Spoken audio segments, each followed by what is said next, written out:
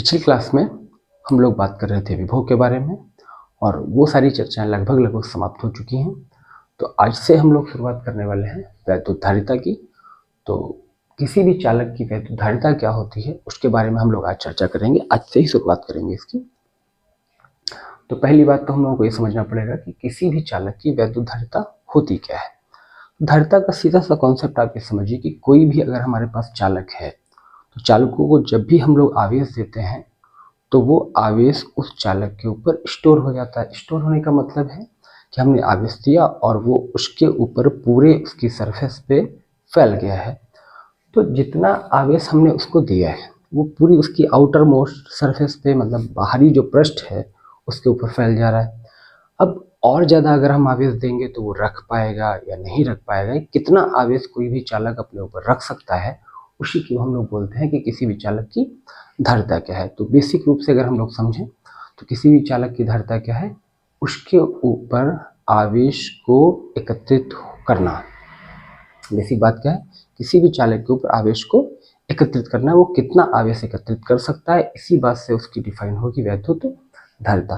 तो जरा देखिए इधर, मान लीजिए हमारे पास कोई भी चालक है, सपोज दैट गोली चालक ही मान लेते हैं। तो ये हमारे पास मान लीजिए कोई गोली चालक है और हमने इसको बाहर से क्यू चार्ज दिया है और चार्ज कैसा है, प्लस क्यू। चालकों की खासियत क्या है कि किसी भी चालक को अगर हम लोग आवेश देते हैं या चार्ज देते हैं तो वो आवेश उस पूरे पृष्ठ पर, उसके पूरे पृष्ठ पर बाहर पूरी तरीके से फैल जाता है। क्योंकि ये चालक है तो चालकों को दिया गया समस्त आवेश उसके बाहरी पृष्ठ पर फैल जाता है। तो इसके ऊपर चार्ज कैसा आ जाएगा, पूरा भी आवेश इसे बाहरी सरफेस पर इस तरीके से फैल जाएगा। ये पूरी तरीके से इसके चारों ओर फैल गया है क्योंकि ये चालक है। अब एक समझने वाली बात यह है कि जब हम इसको क्यू चार्ज देंगे तो आवेश जैसे जैसे हम इसके ऊपर बढ़ा रहे होंगे, पहले इसके ऊपर कुछ भी आवेश नहीं होगा, जीरो आवेश होगा। तो जैसे जैसे हमने इसके ऊपर आवेश बढ़ाया होगा, क्यू आवेश दिया है, वैसे वैसे इसका विभव भी बढ़ा होगा क्योंकि इसके ऊपर आवेश आ गया है। तो आवेश के कारण ये अपने चारों ओर विभव भी बनाएगा, वैद्युत क्षेत्र बनेगा इसके चारों ओर, और जिसकी वजह से क्या होगा, विभव होगा। तो जैसे जैसे हम लोग इसको आवेश देंगे वैसे वैसे इसका विभव भी चेंज होगा। तो बेसिक बात यह है कि हम लोग ये कह सकते हैं कि आवेश अगर हम लोग चेंज करेंगे तो विभव में भी बदलाव आएगा। तो यहाँ पे टर्म कितने हो गए, दो। एक तो आवेश और एक दूसरा विभव। कितनी बातें हो गई, दो। हम लोग इसको देंगे आवेश लेकिन चेंज क्या हो जाएगा, इसका विभव।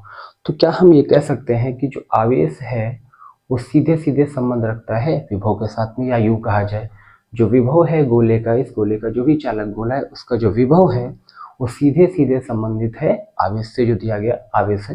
तो दोनों आपस में लिंक हैं। अब जब दो चीजें आपस में लिंक होती हैं और सीधे सीधे लिंक होती है तो क्या हम लोग उसको इस तरीके से लिख सकते हैं, क्यू जो है वो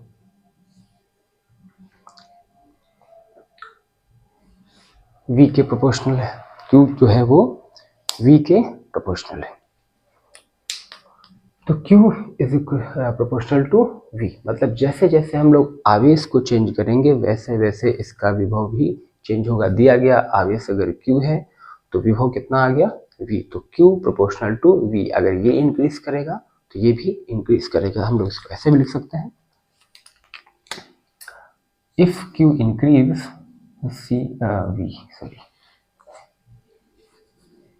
V भी इंक्रीज करेगा।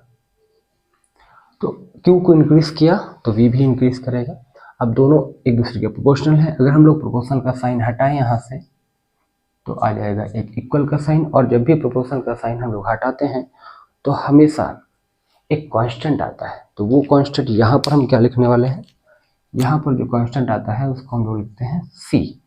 तो हमारे पास मेन फॉर्मूला क्या बन जाएगा, Q बराबर C इंटू V। इस कांस्टेंट को ही हम लोग क्या बोलते हैं, जो कांस्टेंट है C, इसी को हम लोग बोलते हैं चालक की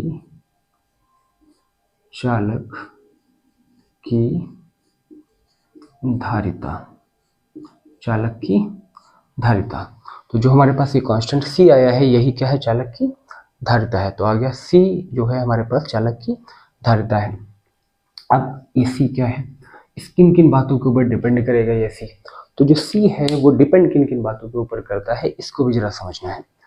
तो सी का मान जो है वो ये चालक का साइज क्या है इसके ऊपर डिपेंड करेगा, मतलब चालक का आकार क्या है इसके साइज के ऊपर डिपेंड करेगा। अगर हम इसके साइज को बढ़ा देंगे तो आउटर मोस्ट सरफेस जो है इसकी जो बाहरी पृष्ठ है उसका वैल्यू बढ़ेगा, इसके कारण ये और अधिक आवेश को अपने ऊपर रख सकता है। तो अगर हम लोग यहाँ पर इसके साइज को बढ़ाएंगे तो भी धारिता बढ़ेगी।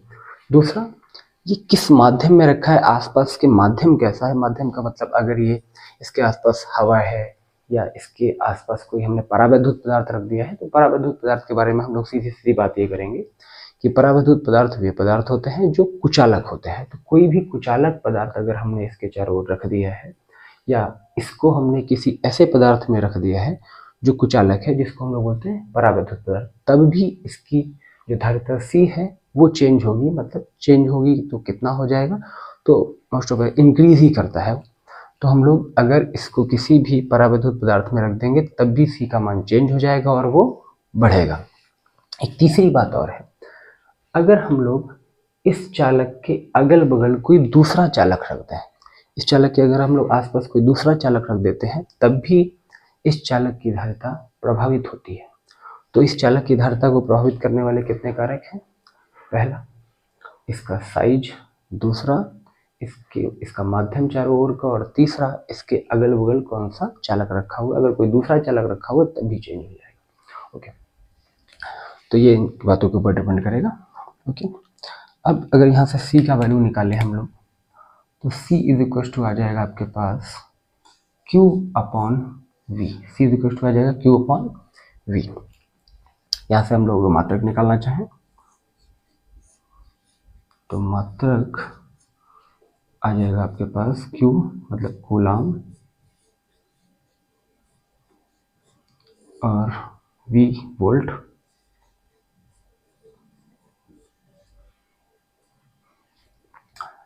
इसी को हम लोग लिख सकते हैं कूलाम अपॉन वोल्ट को फैराड।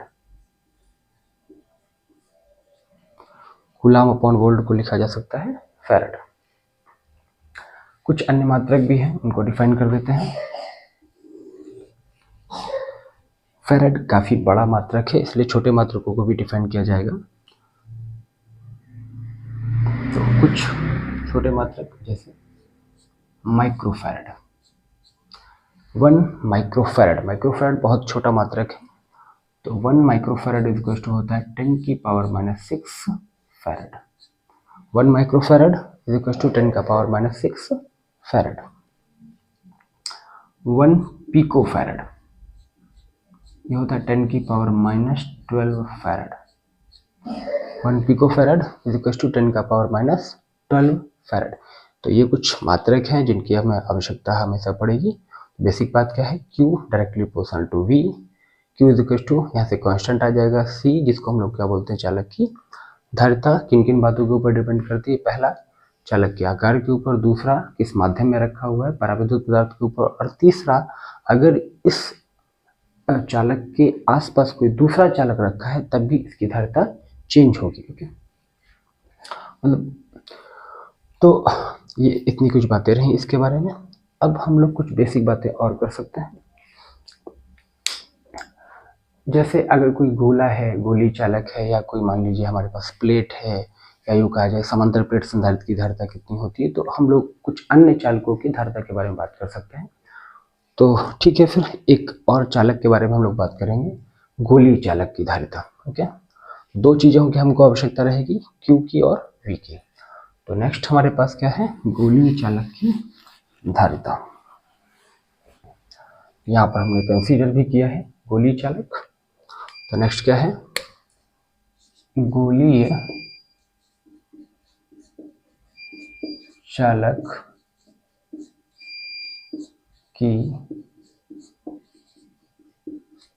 धारिता। गोली चालक की धारिता, और ये जो गोली चालक है वो कैसा होने वाला है, आइसोलेटेड है, विलगित गोली चालक है, मतलब इसके आसपास और कुछ भी नहीं है, अकेला ही है।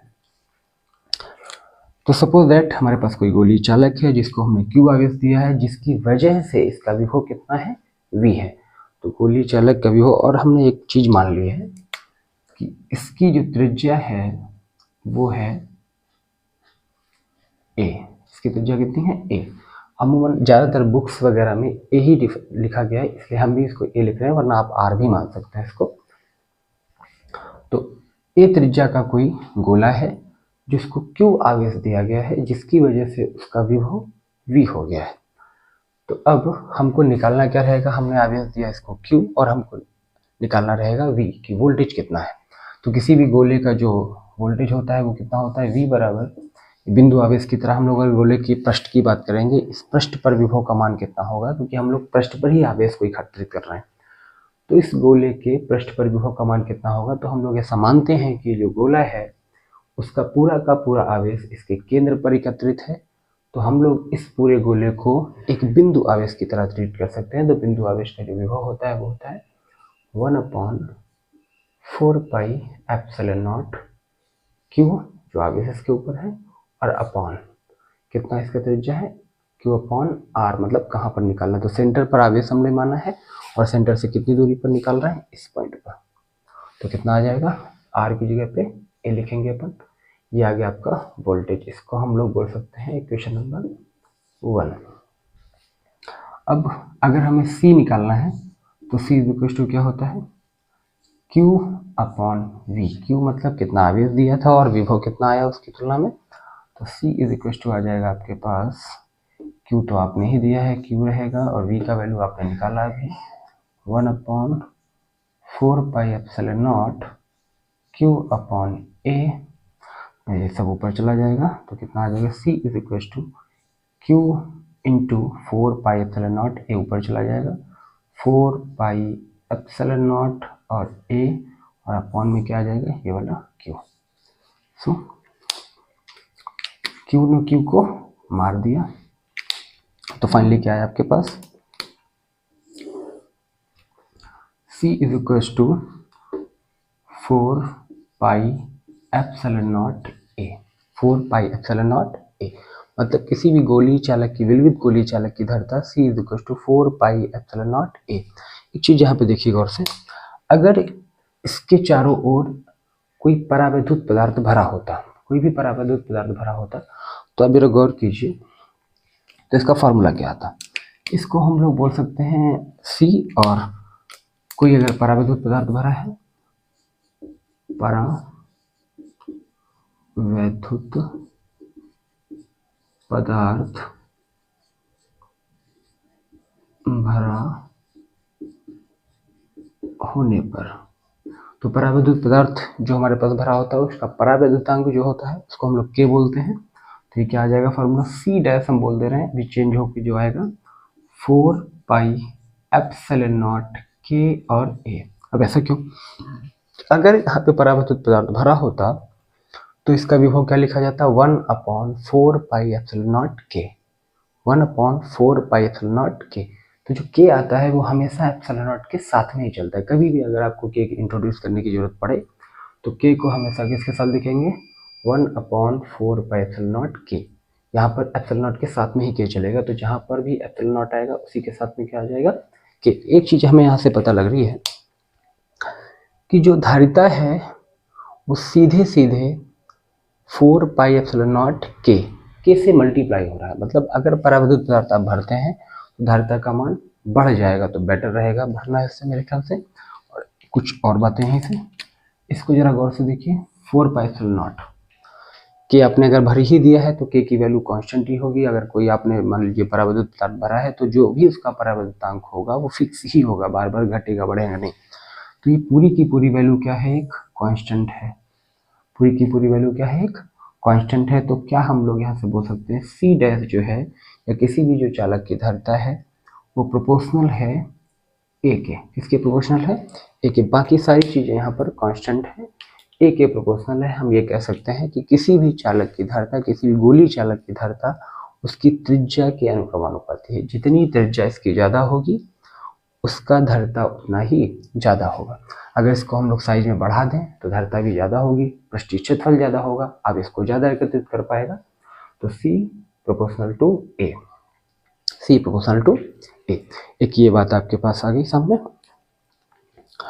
तो ये हमारे पास धारिता आ गया गोली चालक का धारिता कब, ये भी है गोली चालक का धारिता जब K नहीं है, ये तब है जब आपने परावैद्युत पदार्थ भर दिया है। तो परावैद्युत पदार्थ भरने पर गोली चालक की धारिता बढ़ जाती है, इतना आपको समझना है।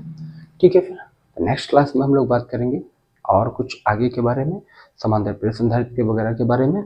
ठीक है, फिर आज के लिए इतना ही काफ़ी है, बाकी फिर कभी।